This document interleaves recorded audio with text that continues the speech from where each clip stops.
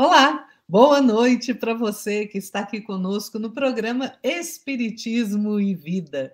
Se você ainda não se inscreveu aqui no nosso canal, se inscreva, deixe o seu like, compartilhe o vídeo. Compartilhando o vídeo, você ajuda a fazer com que a mensagem espírita alcance um número maior de corações, levando consolo, levando entendimento, levando esclarecimento.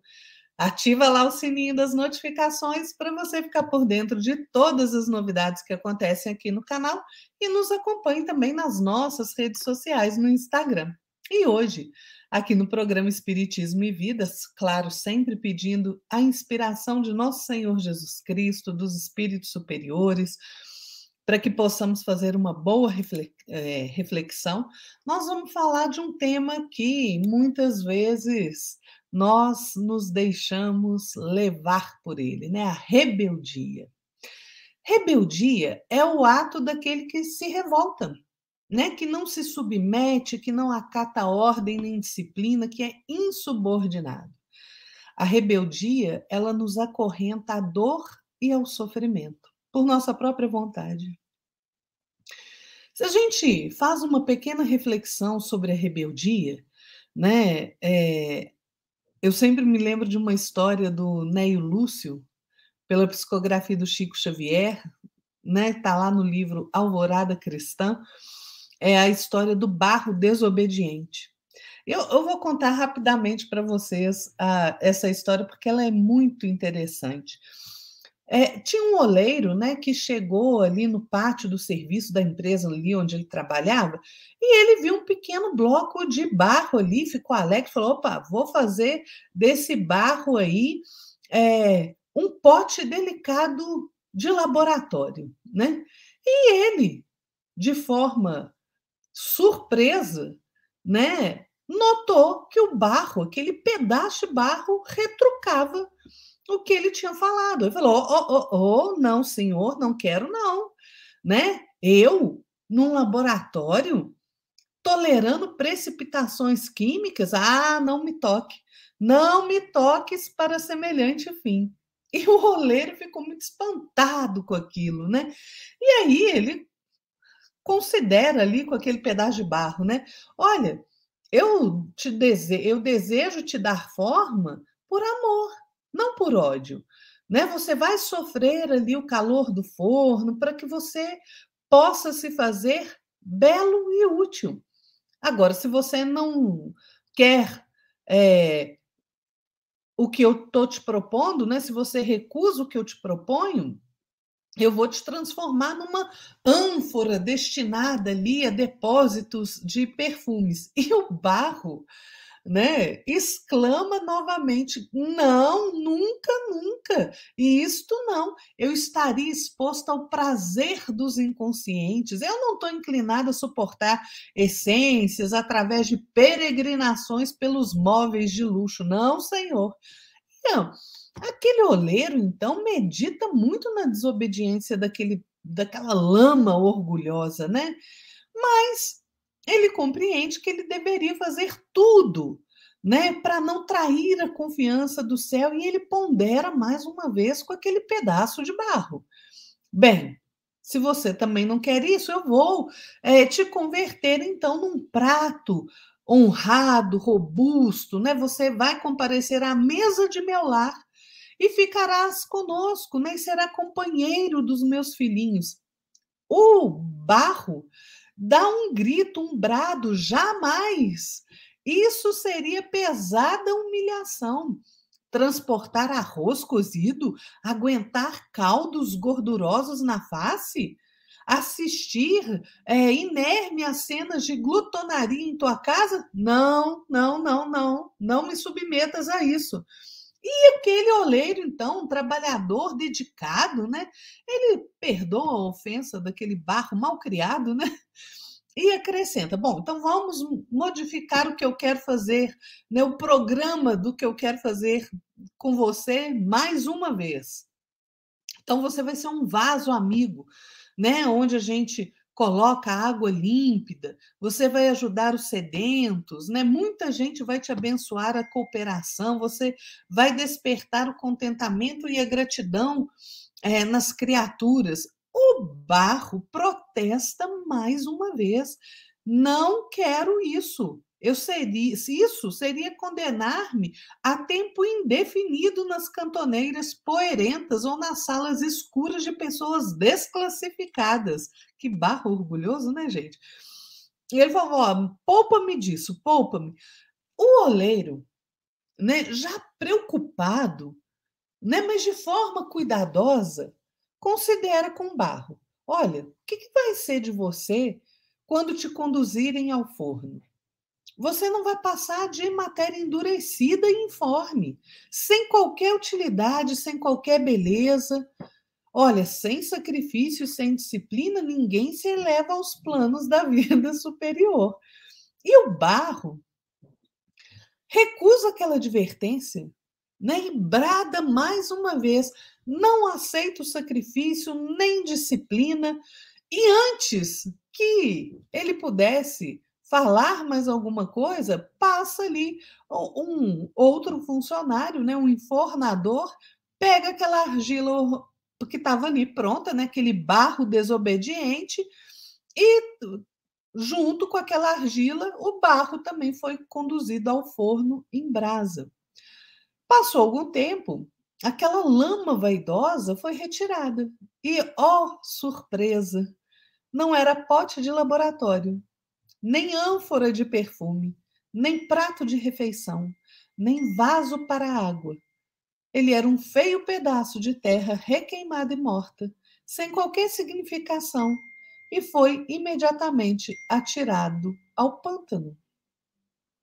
E não é assim, gente, que acontece com as criaturas do mundo?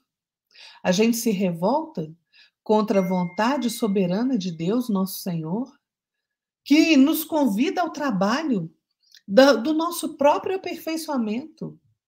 Só que depois que a gente é elevado, né, pela experiência do forno, da morte, nós nos transformamos em verdadeiros fantasmas, como diz Neio Lúcio, né, da desilusão, do sofrimento. Né? E nós vamos necessitar, então, de um longo tempo para conseguirmos retomar as bênçãos da vida mais nobre. Essa pequena história do Neio Lúcio nos ensina que, ao percebermos o espírito de rebeldia se aproximando da nossa mente e do nosso coração, sussurrando no nosso íntimo ali, né, frases do tipo assim: olha, não adianta fazer o bem, o mundo é muito ruim mesmo, né? Para que você vai trabalhar tanto? Descansa mais, aproveita os prazeres da vida, você não merece sofrer. É preciso que a gente silencie essa voz, essas vozes, né, dentro de nós mesmos, né? E precisamos aguçar os ouvidos da nossa própria alma para que a gente possa recolher das grandes vozes inarticuladas da vida que nos impelem a sermos úteis, a trabalharmos, a servirmos, a nos melhorarmos, o bom conselho, né? Então, gente, rebeldia não nos leva a lugar algum. Emmanuel, pela psicografia de Chico Xavier, no livro Neste Instante, ele nos exorta a observarmos a natureza que está no nosso entorno, e assim a gente conseguir perceber que nos processos da natureza que nos serve, em nome do Criador, a gente não encontra revolta em nenhum lugar, né? Basta uma pequena observação e a gente percebe que a árvore, quando a gente poda, né, ela sempre não responde com mais fruto. A pedra que a gente corta para auxiliar a gente na construção das nossas casas, dos edifícios, ela também não se queixa. O cavalo que serve de montaria, a ovelha que é tosquiada para fornecer lã, né, para os nossos agasalhos, tudo na natureza obedece sem reclamação. Então, nós precisamos aprender o quê? Tudo serve na obra do Pai. né? Olha, é só olhar para o céu, gente, né? As estrelas, as constelações, né? Elas dizem para nós o quê? Que antes que o nosso raciocínio visse aquela luz, elas já obedeciam ao Supremo Senhor, né? Então, gente, não é dessa forma, nos rebelando, que a gente vai realmente chegar em algum lugar, né? O Emmanuel, no livro Encontro Marcado, ele tem um texto, né, psicografia do Chico, que diz assim: olha que bonito. No alto, constelações que te habituaste a admirar dizem-te ao pensamento. Antes que o teu raciocínio nos visse à luz, já obedecíamos ao Supremo Senhor para servir. Enquanto que a terra te afirmará: não és mais que um hóspede dos milhões que carrego há milênios.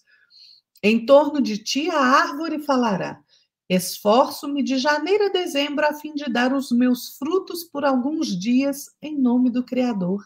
Entretanto, além disso, preciso tolerar o rigor ou a diferença das estações, aprendendo a memorizar.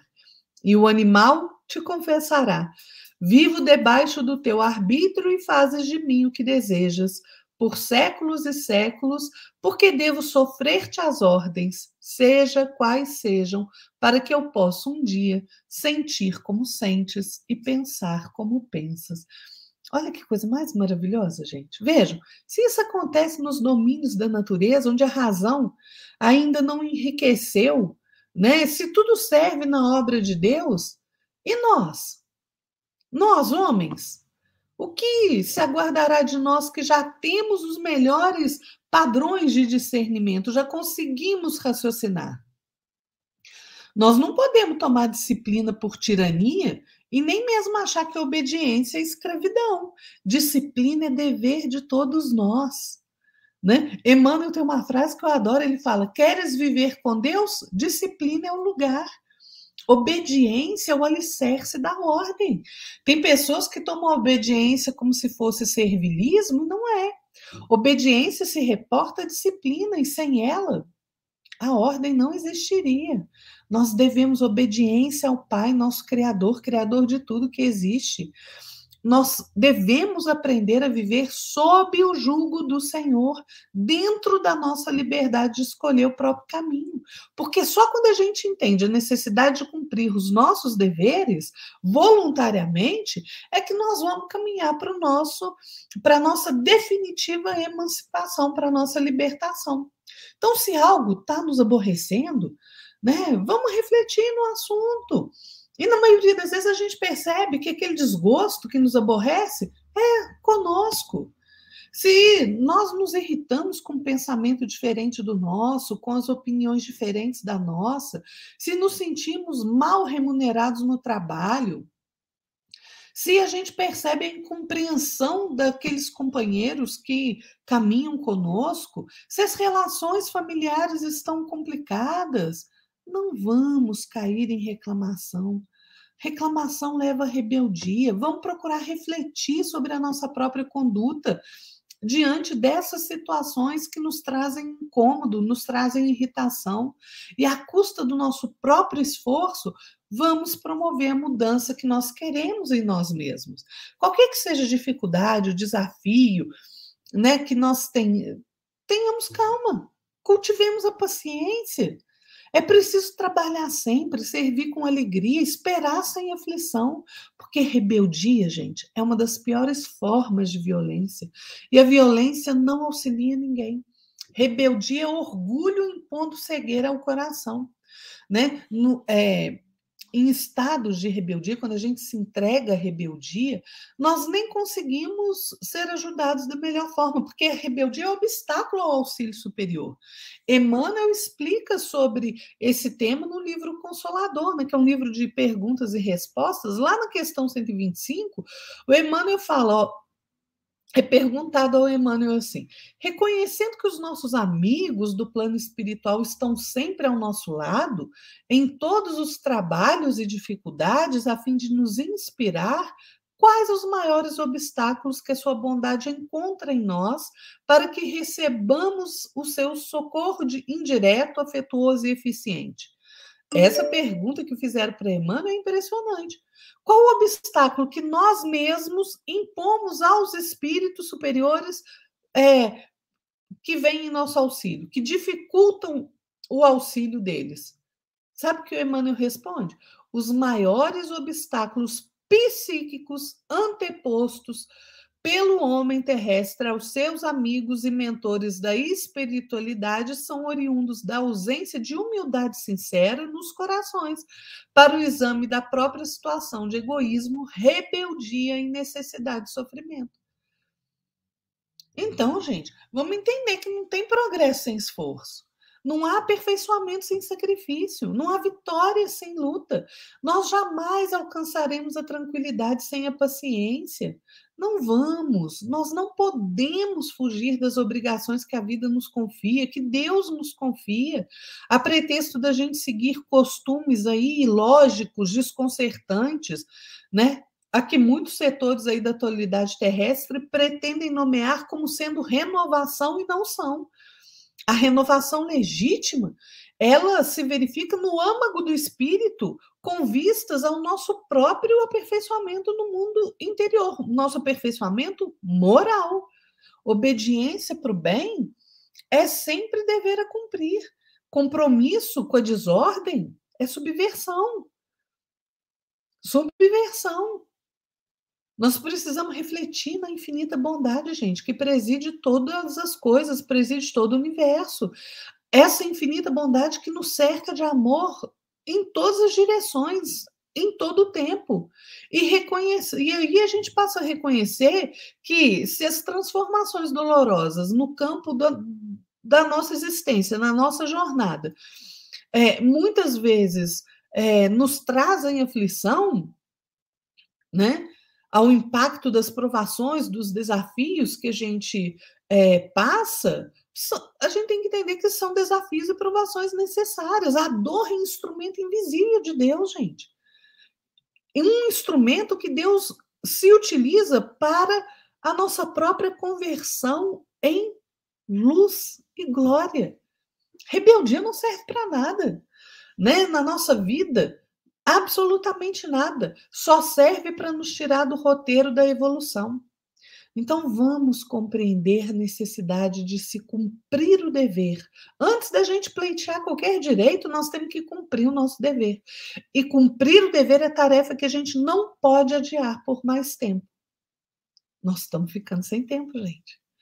O espírito Franklin de Almeida, pela psicografia de Chico Xavier, no livro Paz e Alegria, diz assim para nós: por mais que a revolta brade fugindo de obedecer, só existe a liberdade onde se cumpre o dever. A rebeldia, gente, sempre será algemas a nos acorrentar à dor e ao sofrimento. Fiquem todos na paz de nosso Senhor Jesus Cristo e até a próxima, gente. Tchau!